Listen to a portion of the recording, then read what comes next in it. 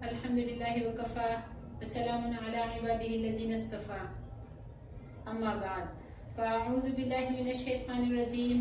بسم اللہ الرحمن الرحیم۔ ہمارا آج کا سبق ہے سورہ بقرہ کے رکوع نمبر 22 اور دوسرے پارے کے رکوع نمبر 6 کے بارے میں۔ مصنف عبدالرزاق حضرت قتادہ رضی اللہ تعالیٰ عنہ سے نقل کرتے ہیں کہ یہودی مغرب کی جانب نماز پڑھتے تھے اور نصارہ مشرق کی طرف نماز پڑھتے تھے اور اپنے اپنے قبلہ پر جمنے ہی کو سب کچھ سمجھتے تھے اور ایمان قبول نہ کرتے تھے، لہٰذا اس پر یہ آیت نازل ہوئی کہ اللہ رب العزت ارشاد فرماتے ہیں لیس البر کہ نیکی یہ نہیں ہے ان تولوا کہ تم پھیرو وجوہکم اپنے چہروں کو قبل المشرق مشرق کی طرف والمغربی یا مغرب کی طرف، ولکن البر لیکن نیکی یہ ہے من آمن جو کوئی ایمان لائے باللہ اللہ پر والیوم الآخر اور آخرت کے دن پر، والملائکۃ اور فرشتوں پر، والکتاب اور کتابوں پر، والنبیین اور تمام نبیوں پر۔ تو یہاں اللہ رب العزت نے یہ آیت نازل فرمائی، حضرت قتادہ رضی اللہ تعالیٰ عنہ سے یہ بھی نقل کیا ہے کہ ایک شخص نے نبی اکرم صلی اللہ علیہ وسلم سے نیکی کی تفصیلات کے بارے میں سوال کیا، اس پر اللہ تعالیٰ نے یہ آیت نازل فرمائی، آپ نے اس شخص کو بلایا آیت کریمہ پڑھ کر سنا دیں۔ یہ آیت کریمہ ان آیات میں سے ہیں جن میں بہت سے اعمال حسنہ اور اخلاق عالیہ کو ایک ہی جگہ جمع فرما دیا ہے۔ مفسر ابن کثیر رحمۃ اللہ علیہ لکھتے ہیں کہ جب پہلے بیت المقدس کی طرف نماز پڑھنے کا حکم ہوا، پھر کعبہ شریف کو قبلہ قرار دیا گیا تو اہل کتاب اور بعض مسلمانوں کو شاق گزرا۔ اللہ تعالیٰ نے تحویل قبلہ کی حکمت نازل فرمائی کہ کوئی جہت مقصود بالذات نہیں ہے، بندوں کا مقصود یہ ہے کہ اللہ تعالیٰ کی فرمانبرداری کرے، اس کے حکموں کو مانے، جدھر رخ کرنے کا حکم ہو ادھر رخ کر لے، بس یہ نیکی اور تقویٰ ہے۔ اور ایمان میں کامل کا تقاضا ہے کہ اللہ کے حکم کے مطابق عمل ہو جائے، مشرق یا مغرب کو رخ کرنا عند اللہ یہ کوئی چیز نہیں۔ تو یہاں پر اللہ رب العزت نے پھر ان کے بارے میں یہ آیت نازل فرمائی۔ آگے پھر اللہ تعالیٰ فرماتے ہیں کہ نیکی یہ ہے کہ انسان جو ہے اللہ پر ایمان لائے، آخرت کے دن پر، فرشتوں پر، کتابوں پر، نبیوں پر، وآت المال اور دے اپنا مال علی حبہ محبت کے ساتھ، ذوی القربى رشتہ داروں کو، والیتامى اور یتیموں کو، والمساکین اور مسکینوں کو، وابن السبیل اور راستے کے مسافروں کو، والسائلین اور سوال کرنے والوں کو، فی الرقاب اور گردنوں کے چھڑانے میں، وَأَقَامَ الصَّلَاةَ اور نماز قائم کریں، اور وآت الزکاة اور زکات ادا کرے، والموفون اور پورا کرے بعہدہم اپنے وعدے کو، اذا عاہدوا جب کوئی وعدہ کرے، والصابرین اور صبر کرنے والے، فی البأساء سختی میں، والضراء اور تنگی میں، وحین الباس اور جنگ کے موقع پر، اولئک تو یہی لوگ ہیں صدقوا جو سچے ہیں، واولئک اور یہی لوگ ہیں ہم المتقین متقون جو پرہیزگار ہیں۔ یہاں پر اللہ رب العزت نے جو ہے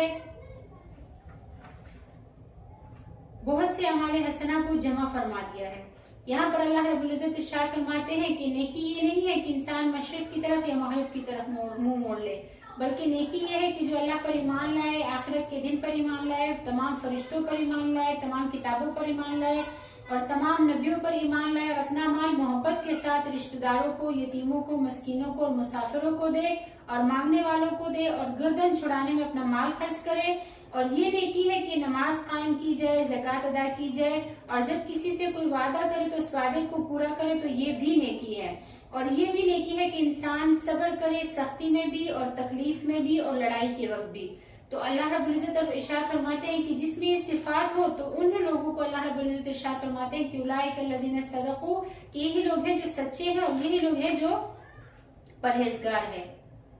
یہاں پر اصول عقائد بتانے کے بعد مال خرچ کرنے کی عمومی مدد ذکر فرمائی، اور مال کی محبت ہوتے ہوئے رشتہ داروں، یتیموں اور مسکینوں اور مسافروں اور سوال کرنے والوں کو مال دینا نیکی میں شمار فرمایا ہے۔ پھر صحیح بخاری میں ہے کہ ایک شخص نے نبی کریم صلی اللہ علیہ وسلم سے عرض کیا کہ اللہ کے رسول کون سا صدقہ ثواب کے اعتبار سے سب سے بڑا ہے؟ آپ نے فرمایا یہ صدقہ ثواب کے اعتبار سے سب سے بڑا ہے کہ تو ایسے وقت میں صدقہ کرے جب تو تندرست ہو اور خرچ کرتے ہوئے نفس کنجوس بن رہا ہو، یعنی دل یہ کر رہا ہو کہ صدقہ نہیں دینا، اس کو بچا کے رکھ لیتے ہیں، اور بالکل صحت کی حالت ہو تو اس وقت جو ہے صدقہ دینا افضل ہے. تجھے تندرستی کا ڈر ہو اور مالداری کی امید لگائے بیٹھا ہو اور صدقہ کرنے میں تو اتنی دیر نہ لگا کہ جب روح حلق کو پہنچنے لگے تو کہنے لگے کہ فلاں کو اتنا دینا اور فلاں کو اتنا دینا. اب تیرے دینے اور اعلان کرنے سے کیا ہوگا؟ اب تو فلاں کا ہی ہو چکا ہے. مطلب یہ ہے کہ صدقہ کرنے کا سب سے بڑا مرتبہ یہ ہے کہ تندرستی کے وقت میں جبکہ مرض الموت میں مبتلا نہیں ہوا اللہ کی راہ میں خرچ کرے. اسی طرح دوسری جو رشتہ داروں کے بارے میں بتایا گیا ہے، دوسرا جو صدقہ ہے جس کی فضیلت زیادہ ہے، تو یہاں پر اللہ رب العزت ارشاد فرماتے ہیں مال خرچ کرنے کے مصارف خیر بتاتے ہوئے سب سے پہلے اللہ رب العزت نے ذوی القربہ کا ذکر فرمایا ہے. عربی زبان میں ذوی القربہ رشتہ داروں کو کہا جاتا ہے. سنن ترمذی میں ہے کہ رسول اللہ صلی اللہ علیہ وسلم نے ارشاد فرمایا کہ مسکین کو صدقہ دینے میں صرف صدقہ کا ثواب ہے اور جس سے رحم کا رشتہ ہو اس کو صدقہ دینے میں دوہرا ثواب ہے، کیونکہ وہ صدقہ بھی ہے اور صلہ رحمی بھی ہے. رشتہ داروں میں سب سے پہلا اور سب سے بڑا رشتہ ماں باپ کا اور اپنی اولاد کا ہے. ماں باپ کے ساتھ اس نے سلوک کرنے کا جگہ جگہ حکم دیا گیا ہے اور بیوی پر اور اولاد پر خرچ کرنے کی فضیلت بھی وارد ہوئی ہے. ان رشتوں کے تعلق سے طبعی تقاضے کے باعث سب ہی خرچ کرتے ہیں، لیکن اللہ تعالیٰ نے اپنے فضل و کرم سے نہ صرف والدین اور اولاد بلکہ دور اور نزدیک کے دوسرے رشتہ داروں پر خرچ کرنے میں بھی ثواب رکھا ہے. اور یہ ثواب اس لیے ہے کہ یہ ثواب تبھی ہوگا کہ اس سے اللہ کی رضا مقصود ہو، ریاکاری نہ ہو. جن پر خرچ کرے ان پر احسان نہ جتائے اور تان و تشریح نہ کرے تو پھر اس کا ثواب ہوگا. اسی طرح حضرت ابو مسعود رضی اللہ تعالیٰ عنہ سے روایت ہے کہ نبی کریم صلی اللہ علیہ وسلم نے ارشاد فرمایا کہ مسلمان آدمی کا اپنے گھر والوں پر ثواب سمجھتے ہوئے مال خرچ کرنا صدقہ ہے، یعنی اس میں بھی ثواب ہے، بلکہ خرچ کرنے میں ان لوگوں کا سب سے پہلے دھیان رکھنے کا حکم فرمایا ہے جو اپنے عیال میں سے ہوں. ذوی القربہ کے بعد یتامہ پر خرچ کرنے کا ذکر فرمایا. یتامہ یتیم کی جمع ہے. یتیم ان نابالغ بچوں کو کہا جاتا ہے جن کا باپ زندہ نہ ہو. عموماً ایسے بچے حاجت مند ہوتے ہیں، ان پر خرچ کرنے کا خصوصی خیال رکھا جائے. اخراجات کے علاوہ دوسرے طریقوں سے بھی ان کی دلداری کی جائے. سنن ترمذی میں ہے کہ ارشاد فرمایا نبی کریم صلی اللہ علیہ وسلم نے کہ جس نے کسی یتیم کے سر پر ہاتھ پھیرا اور صرف اللہ کی رضا کے لیے ایسا کیا تو ہر بار جس پر اس کا ہاتھ گزرے گا اس کے عوض نیکیاں ملیں گی. اور صحیح بخاری میں ہے کہ نبی کریم صلی اللہ علیہ وسلم نے ارشاد فرمایا کہ میں اور یتیم کی کفالت کرنے والا جنت میں اس طرح ساتھ ہوں گے. اس موقع پر آپ نے اپنی انگلیاں انگوٹھے کے پاس والی اور بیچ والی دونوں انگلیاں ساتھ ملا کر دکھائی. پھر مساکین پر خرچ کرنے کا ذکر فرمایا. رشتہ داروں اور یتامہ کے بعد مساکین کا ذکر ہے. جن لوگوں کے پاس کچھ بھی نہ ہو ان کو مسکین کہا جاتا ہے. ان میں سے بہت سے لوگ وہ ہوتے ہیں جو اپنی حاجت کو کسی پر ظاہر نہیں کرتے، دکھ تکلیف میں بھوکے پیاسے وقت گزار لیتے ہیں. ایسے لوگوں پر خرچ کرنے کا بہت زیادہ ثواب ہے. جن کو سوال کرنے کی عادت ہوتی ہے وہ تو سوال کر کے اپنی حاجت پوری کر لیتے ہیں، لیکن آبرومند آدمی سوال نہیں کرتا. ایسے لوگوں کی تلاش رکھنی چاہیے. صحیح بخاری میں ہے کہ نبی کریم صلی اللہ علیہ وسلم نے ارشاد فرمایا کہ مسکین وہ نہیں ہے جو سوال کرنے کے لیے لوگوں کے پاس چکر لگاتا ہے، جسے ایک لقمہ اور دو لقمہ یا ایک کھجور دو کھجوریں واپس کر دیتی ہے. یعنی کوئی دیتا ہے کوئی نہیں دیتا. لیکن واقعی مسکین وہ ہے جو ایسی چیزیں نہیں پاتا جو اسے بے نیاز کرے اور اس کا پتہ بھی نہیں چلتا تاکہ اس پر صدقہ کیا جائے اور وہ سوال کرنے کے لیے بھی کھڑا نہیں ہوتا. چوتھا مصرف جو یہاں پر بیان فرمایا ہے وہ ابن سبیل کا ہے. ابن سبیل پر خرچ کرنے کا ذکر فرمایا. عربی زبان میں ابن سبیل مسافر کو کہا جاتا ہے. بہت مرتبہ ایسا ہوتا ہے کہ مسافر کے پاس سفر میں خرچہ ختم ہو جاتا ہے یا مال چوری ہو جاتا ہے یا جیب تراش کر رقم نکال لی جاتی ہے. ایسے لوگوں کا حال معلوم ہو جائے تو ان پر خرچ کرنے کا اہتمام کیا جائے. ضروری نہیں کہ یہ لوگ حاجت کا اظہار کرے تب ہی دیا جائے. کسی طرح بھی ان کی حاجت معلوم ہو جائے تو ان کی مدد کر دی جائے. مسافر کے گھر پر جس قدر بھی مال ہو اور اپنے اموال و املاک جائیداد کی وجہ سے غنی ہو لیکن سفر میں حاجت مند ہو گیا تو اس پر خرچ کر کے ثواب لیا جا سکتا ہے. پھر پانچواں مصرف جو یہاں پر فرمایا وہ ہے کہ سوال کرنے والوں کو دینے کا ذکر ہے کہ سوال کرنے والوں کو دیا جائے. ان لوگوں میں کئی قسم کے لوگ ہوتے ہیں. ان میں واقعی ضرورت مند بھی ہوتے ہیں، ان کو تو دینا ہی چاہیے، اور ایسے بھی ہوتے ہیں جن کے بارے میں یقین تو نہیں کہ وہ حاجت مند ہوگا یا نہیں، لیکن اس کے ظاہر حال اور غالب گمان سے ضرورت مند ہونا معلوم ہوتا ہے تو ان کو بھی دینا درست ہے۔ مجبوری میں بھوک دفع کرنے یا اور کسی حاجت کے پورا کرنے کے لیے کوئی مانگ لے تو اس کی گنجائش ہے، لیکن اس مانگنے کو اپنا پیشہ بنا لینا کسی طرح بھی درست نہیں۔ جن کو سوال کی عادت ہوتی ہے وہ مانگتے رہتے ہیں، مال جمع کرتے رہتے ہیں، ایسے لوگوں کو مال نہ دیا جائے۔ دنیا میں تو سوال کرنے والے بن کے بے آبرو ہوتے ہی ہیں ایسے لوگ، لیکن قیامت کے دن بھی بے آبرو ہوں گے۔ نبی کریم صلی اللہ علیہ وسلم نے فرمایا کہ جس نے لوگوں سے ان کے مالوں کا سوال اس لیے کیا کہ مال زیادہ ہو جائے تو وہ آگ کے انگاروں کا سوال کرتا ہے جو دوزخ میں اسے ملیں گے۔ اب چاہے کم سوال کرے یا زیادہ کرے اس حساب سے اس کو انگارے ملیں گے۔ اور نبی کریم صلی اللہ علیہ وسلم نے یہ بھی ارشاد فرمایا کہ انسان دنیا میں برابر سوال کرتا رہتا ہے یہاں تک کہ وہ قیامت میں اس حال میں آئے گا کہ اس کے چہرے پر گوشت کی ایک بوٹی بھی نہ ہوگی۔ اللہ تعالیٰ ہماری حفاظت فرمائے۔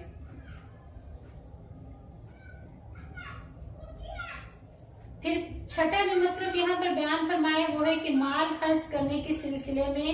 سب سے آخر میں وفر رقاب فرمایا۔ رقاب رقبہ کی جمع ہے، رقبہ گردن کو کہتے ہیں۔ مفسر ابن کثیر رحمۃ اللہ علیہ لکھتے ہیں کہ پھر رقاب سے مکاتبوں کے آزاد کرانے میں مدد دینا مراد ہے۔ جو غلام کسی کی ملکیت میں ہو اس کا آقا کہہ دے کہ اتنا مال دے دو تو تم آزاد ہوگے تو اس کو مکاتب کہا جاتا ہے۔ ان کو مال دے کر آزاد کرا دینا بھی وجوہ خیر میں سے ہے اور ثواب کا کام ہے۔ مفسر بیضاوی فرماتے ہیں کہ پہلے مصارف زکوٰۃ بیان کیے اور پھر زکوٰۃ کی ادائیگی پر متوجہ فرمایا۔ پھر لکھتے ہیں کہ یہ بھی ممکن ہے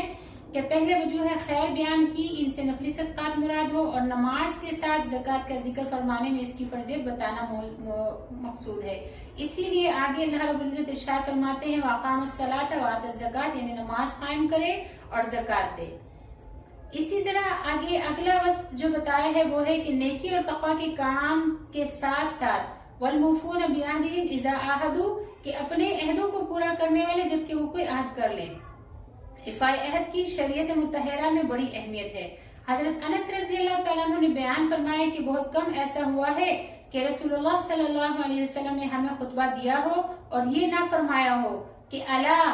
لا ایمان لمن لا امانت لہ، یعنی اس کا ایمان ہی مضبوط نہیں جو امانت کی پاسداری نہ کرے، ولا دین لمن لا عہد لہ، اور اس کا دین کامل نہیں جو اپنے کیے ہوئے وعدے کو پورا نہ کرے۔ حضرت عبداللہ بن عمر رضی اللہ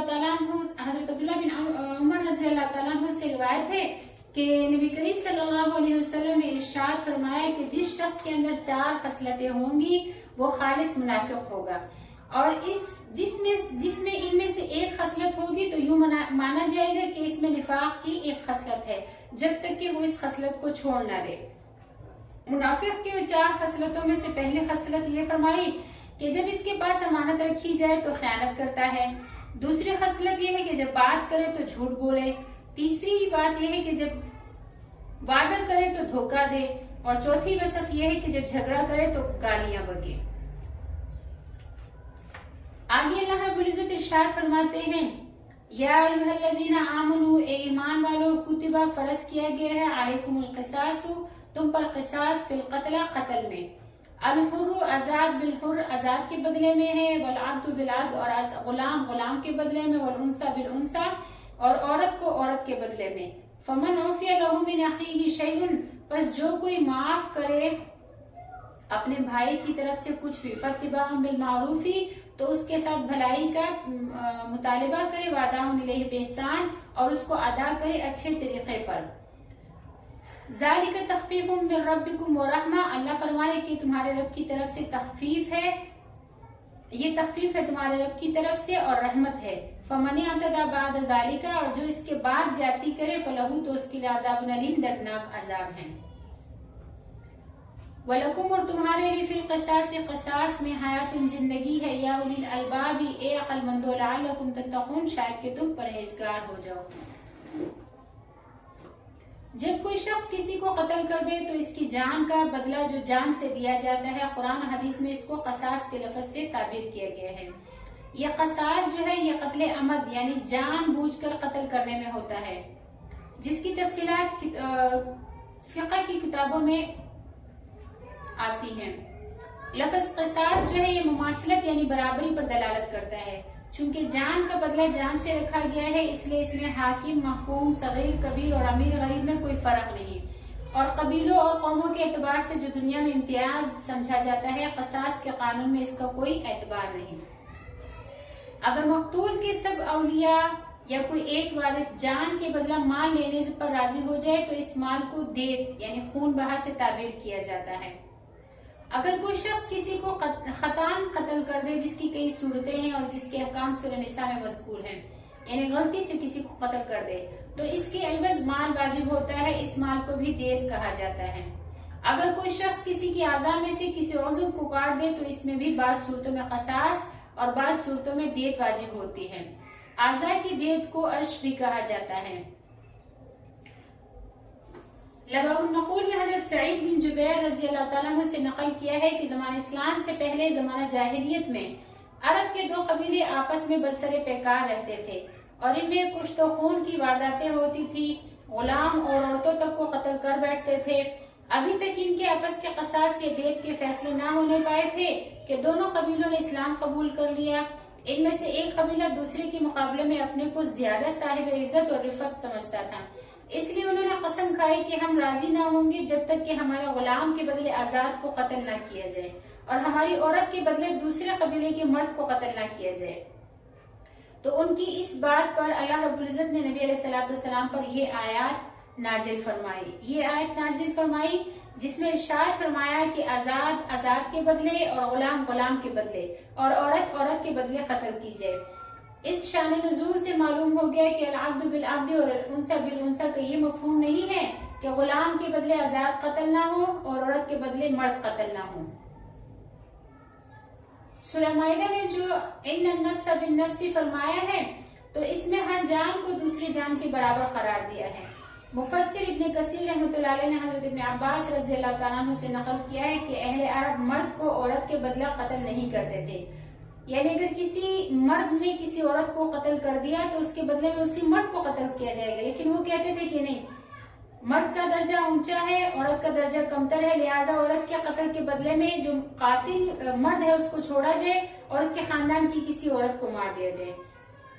بلکہ مرد کو مرد کے بدلے اور عورت کو عورت کے بدلے قتل کرتے تھے، جس پر اللہ رب العزت نے یہ آیت نازل فرمائی کہ ان النفس بالنفس والعین بالعین۔ اب قتل عمد جو ہے جس میں قصاص ہے، اس میں قصاص لینا مقتول کے وارثوں کا حق ہے۔ مقتول کے جتنے بھی شرعی وارث ہوں وہ سب قصاص کے مستحق ہیں، لیکن چونکہ قصاص قابل تقسیم نہیں ہے اس لیے اگر کوئی بھی ایک وارث اپنا حق قصاص معاف کر دے کہ بھئی میں نے اپنے بھائی یا باپ یا بیٹے یا بیوی یا بہن کا خون اس کو معاف کر دیا، تو اب دوسرے وارث پہ قصاص نہیں لے سکتے اور اب وہ دیت ہی لے سکتے ہیں، اور جس نے قصاص معاف کر دیا تھا اب وہ دیت بھی لے گا۔ ہاں اگر اس نے اپنے حصے کی دیت بھی معاف کر دی کہ میں نے خون تو معاف کیا تھا لیکن میں دیت بھی معاف کر دیتا ہوں تو وہ بھی معاف ہو جائے گی۔ ایک جان کی دیت 100 اونٹ ہے، اس کی تفصیل آگے آئے گی انشاءاللہ۔ اگر قاتل اور مقتول کے ورثہ آپس میں مال کی کسی مقدار معلوم پر صلح کر لے تب بھی قصاص ساقط ہو جاتا ہے، یعنی قاتل کے رشتہ داروں کو مقتول کے رشتہ دار کہہ دے کہ آپ ہمیں 1 لاکھ یا 2 لاکھ یا 50,000 جتنے بھی آپ ہمیں اتنے روپے دے دیں تو بھی قصاص جو ہے وہ ساقط ہو جاتا ہے، یعنی یہ کہہ دے کہ ہم آپ کی جان بخش دیں گے، آپ کی جان بخشی کے بدلے آپ ہمیں اتنی قیمت دے دیں۔ اور جو مال مصالحت یا دیت کے طور پر وصول ہو مقتول کے وارث شرعی میراث کے حصوں کے مطابق اس کے مالک اور وارث ہوں گے، یعنی شریعت میں ہر وارث کا جتنا حصہ مقرر ہے اس مال میں سے ہر وارث کو اتنا ہی حصہ دیا جائے گا۔ یہ نہیں ہوگا کہ سب پر برابر تقسیم کیا جائے گا بلکہ میراث کے شرعی احکام کے مطابق تقسیم کیا جائے گا۔ یہ دیت کے طور پر مصالحت کے ذریعے مال لینا فریقین کی رضامندی سے ہو سکتا ہے۔ قتل عمد کی صورت میں باہمی رضامندی سے قصاص کی عوض مال دے کر قاتل کی جان بچا دینا اور دیت کا حلال ہونا یا بطور مصالحت کے کچھ مال لے لینا، یہ امت محمدیہ صلی اللہ علیہ وسلم کے لیے اللہ تعالیٰ کی طرف سے تخفیف ہے، جیسے کہ یہاں پر اللہ رب العزت ارشاد فرماتے ہیں ذالک تخفیف من ربکم ورحمہ، تو یہ تخفیف اور رحمت ہے اللہ کی طرف سے صرف امت محمدیہ کے لیے، کیونکہ حضرت ابن عباس رضی اللہ تعالیٰ عنہ سے منقول ہے کہ بنی اسرائیل پر صرف قصاص فرض تھا، دیت جو ہے وہ ان کے لیے مشروع نہ تھی، اور حضرت قتادہ رضی اللہ تعالیٰ عنہ نے فرمایا کہ اللہ تعالیٰ نے اس امت پر رحم فرمایا کہ ان کو دیت لینے کا حق دیا، اور اس امت سے پہلے دیت حلال نہیں تھی۔ اہل تورات پر صرف قصاص فرض تھا اور دیت مشروع نہ تھی، اور اہل انجیل کو معاف کر دینے کا ہی حکم تھا کہ بس جیسے بھی ہے معاف کر دیا کرو۔ لیکن اس امت کے لیے اللہ تعالیٰ نے قصاص اور معافی اور دیت تینوں چیزیں مشروع فرما دی۔ جب کوئی ایک وارث یا سب وارث خون معاف کر دے، یا دیت پر راضی ہو جائے اور دیت کا دینا واجب ہو جائے، یا مصالحت کے ذریعے آپس میں کچھ مال دینا طے ہو جائے، تو اب مقتول کے ورثاء کو چاہیے کہ حسن مطالبہ کرے، یعنی اچھے طریقے سے اس سے مطالبہ کرے کہ آپ ہمیں اتنا مال دے دیں، اور سختی اور تشدد سے کام نہ لے۔ تو یہ جو فاتباع بالمعروف فرمایا، اس میں اسی بات کا حکم ہے۔ اور قاتل پر لازم ہے کہ بغیر ٹال مٹول کے اور بغیر تقاضوں کے وارثوں کو طے شدہ مال عطا کر دے۔ تو اسی کے لیے جو ہے وعداء الیہ باحسان فرمائے۔ اور جب آپس میں معاملات طے ہو گئے تو دونوں فریقوں میں سے جو شخص بھی زیادتی کرے گا وہ آخرت میں عذاب علیم میں گرفتار ہوگا، اسے سخت عذاب دیا جائے گا۔ اسی کے بارے میں فرمایا فَمَنِ اعْتَدَىٰ بَعْدَ ذَلِكَ فَلَهُ عَذَابٌ عَلِيمٌ۔ پھر آگے اللہ رب العزت ارشاد فرماتے ہیں وَلَكُمْ فِي الْقِصَاصِ حَيَاةٌ يَا أُولِي الْأَلْبَابِ۔ تو قصاص کا قانون جاری کرنے اور اس کو عملاً نافذ کرنے میں بہت بڑی زندگی ہے۔ اس مضمون کو بیان فرمایا ہے کہ وَلَكُمْ فِي الْقِصَاصِ حَيَاةٌ، قصاص میں بظاہر قاتل کی موت ہے، لیکن اسے امت کے حق میں بڑی حیات فرمایا، کیونکہ جب قصاص کا قانون نافذ ہوگا تو قاتل بھی قتل کرنے سے بچے گا، اور ہر شخص کی قوم اور قبیلے کے لوگ اس بات کے لیے فکر مند رہیں گے کہ ہمارے کسی فرد سے کوئی شخص قتل نہ ہو جائے۔ مفسر ابن کثیر لکھتے ہیں کہ ائمہ اربعہ اور جمہور کا مذہب یہ ہے کہ اگر ایک شخص کو چند آدمی مل کر قتل کر دے تو ان سب کو اس ایک مقتول کی عوض قتل کیا جائے گا۔ حضرت سعید بن المسیب رحمۃ اللہ علیہ نے بیان فرمایا کہ 5 یا 7 آدمیوں نے کسی ایک شخص کو تنہائی میں پوشیدہ طور پر قتل کر دیا تھا، تو حضرت عمر رضی اللہ تعالیٰ عنہ نے ان 5 یا 7 کو ایک شخص کے قصاص میں قتل کر دیا، اور فرمایا کہ اگر شہر صنعاء کے سارے آدمی مل کر بھی شخص واحد کو قتل کرتے تو میں ان سب کو قتل کر دیتا۔ آگے اللہ رب العزت ارشاد فرماتے ہیں کتب علیکم، فرض کر دیا گیا تم پر، اذا حضر، جب حاضر ہو، احدکم الموت، تم میں سے کسی پر موت، ان ترک خیرا، اگر وہ چھوڑے کوئی مال، للوصیت، تو وصیت کرے، للوالدین، والدین کے لیے، والاقربین، اور رشتہ داروں کے لیے، بالمعروف، دستور کے مطابق، حقا یہ حق ہے، علی المتقین، پرہیزگاروں پر۔ مفسرین نے فرمایا کہ اس وصیت کی فرضیت میراث کے حصے مقرر ہونے کے بعد منسوخ ہو چکی ہے۔ والدین وارثوں میں شامل ہے جن کے حصے سورہ نساء کی دوسری رکوع میں مذکور ہے، اور وارث کے لیے وصیت جائز نہیں ہے جب تک کہ دوسرے ورثاء کی اجازت نہ ہو۔ اجازت وصیت کرنے والے کی موت کے بعد معتبر ہوگی۔ اگر دوسرے ورثاء اجازت دے تو کسی وارث کے لیے وصیت نافذ ہو سکتی ہے، البتہ غیر وارث رشتہ داروں کے لیے وصیت کرنا جائز ہے بلکہ مستحب ہے، لیکن وصیت کا اصول یہ ہے کہ وہ صرف تہائی مال میں نافذ ہو سکتی ہے۔ بہتر یہ ہے کہ مرنے والا تہائی مال سے کم میں وصیت کرے، اور بہت سے بہت ہو تو تہائی مال تک وصیت کرنے کی گنجائش ہے۔ جتنی بھی وصیتیں ہوں گی وہ قرضوں کی ادائیگی کے بعد جو مال بچے اس کے تہائی میں نافذ ہوں گی۔ اگر تہائی سے زیادہ مال کی وصیت ہو تو وہ بھی بالغ ورثاء کی اجازت سے مرنے والوں کی موت کے بعد نافذ ہو سکتی ہے،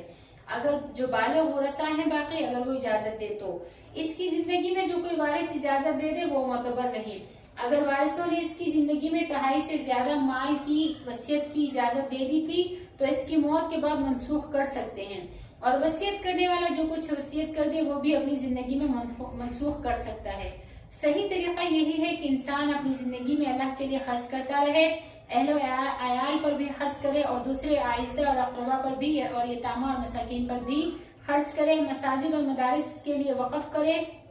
مسجدیں بنوائے اور مدرسے کھولے۔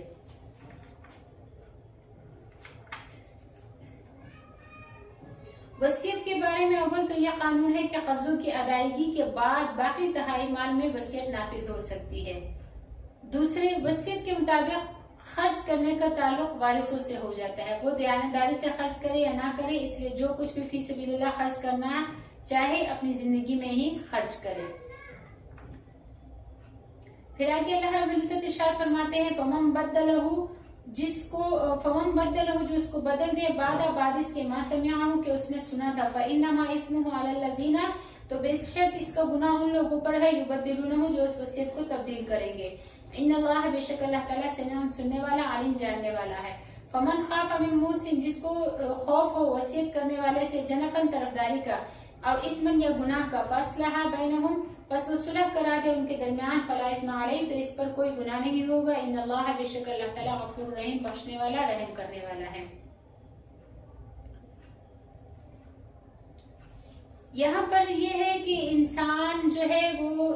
دنیا میں رہتا ہے تو لوگوں سے واسطہ پڑتا ہے، کسی سے لینا ہے کسی کو دینا، حقوق واجبہ ہوتے ہیں، قرضے لیے ہوئے ہوتے ہیں، امانتیں رکھی ہوئی ہوتی ہے، اور موت کا کچھ پتہ نہیں کب آ جائے، اس لیے ضروری ہے کہ وصیت لکھی ہوئی ہر وقت تیار رہے، جس کا جو کچھ حق ہے یا قرضہ ہے یا امانتیں ہے یا دینی فرائض اور واجبات ہے جن کی ادائیگی باقی ہے، ان سب کو کسی کاپی وغیرہ میں لکھ کے رکھے اور وصیت تیار رہے تاکہ اچانک موت آ جائے تو وارثین ان سب کو ادا کر دے۔ حضرت ابن عمر رضی اللہ تعالیٰ عنہ سے روایت ہے کہ رسول اللہ صلی اللہ علیہ وسلم نے ارشاد فرمایا کہ جو بھی کسی مسلمان کے پاس کوئی چیز ہو جس کی وصیت کرنا ہو تو اس کے لیے بات ٹھیک نہیں ہے کہ 2 راتیں گزر جائے اور اس کی وصیت اس کے پاس لکھی ہوئی نہ ہو۔ اسی طرح حضرت جابر بن عبداللہ رضی اللہ تعالیٰ عنہ سے روایت ہے کہ نبی کریم صلی اللہ علیہ وسلم نے ارشاد فرمایا کہ جس شخص کو وصیت پر موت آئی یعنی وصیت کر کے مرا، وہ صحیح راستہ پر اور سنت پر مرا اور تقوی اور شہادت پر مرا اور بخشا ہوا ہونے کی حالت میں مرا۔ یہاں پہ ایک مسئلہ ہے کہ وصیت کرنے میں پہلے فرائض کو مقدم کیا جائے، مثلا اگر کسی وصیت کرنے والے نے حج اس پر فرض تھا اور اس نے کیا نہیں تھا، یا اس کے ذمہ زکوٰۃ فرض ہوئی تھی اور اس نے ادا نہیں کی تھی، یا کفارات واجبہ ہیں جن کی ادائیگی باقی ہے، تو ان چیزوں کی ادائیگی کو وصیت میں مقدم کرے۔ اگر اس نے ان فرائض اور واجبات کے ساتھ غیر فرض اور غیر واجب کاموں کی وصیت کر دی تھی، تب بھی ان لوگوں پر جو وارث ہیں ان پر لازم ہے جن کے قبضے میں اس کا مال آ جائے، یعنی وارثوں پر لازم ہے کہ فرائض اور واجبات کو مقدم کرے، اگرچہ اس نے وصیت میں بعد میں ان کا ذکر کیا ہو لیکن فرائض اور واجبات کو جو ہے مقدم کیا جائے گا۔ ہمارا آج کا سبق جو ہے وصیت کے بارے میں تھا اور نیکی کے بارے میں تھا۔ ہمارا آج کا سبق یہیں تک تھا۔ اگلے سبق کے لیے انشاءاللہ رکوع نمبر 23 کے ساتھ پھر حاضر ہوں گے انشاءاللہ۔ دعا کیجئے کہ اللہ تعالیٰ جو ہے ہمیں جب تک ہم زندہ ہیں ایمان اور اسلام کے ساتھ حیات رکھے اور ہمارا خاتمہ بھی اللہ رب العزت جو ایمان اور اسلام کو فرمائے اور ہماری اس دینی کاوش کو اللہ رب العزت قبول اور منظور فرمائے اور دنیا اور آخرت میں اس کو ہمارے لیے ذریعہ نجات اور ذریعہ کامیابی بنائے۔ اگر آپ کو سبق کی سمجھ لگتی ہے تو اس کو لائک کر کے اور دین کی دعوت سمجھتے ہوئے آگے اپنے رشتہ داروں کے ساتھ شیئر کر دیا کرے۔ ہمارے حوصلہ افزائی کے لیے چینل کو سبسکرائب کر دیا کریں۔ اسی کے ساتھ دعا میں یاد رکھیے۔ وآخر دعوانا الحمدللہ رب العالمین۔ السلام علیکم ورحمۃ اللہ۔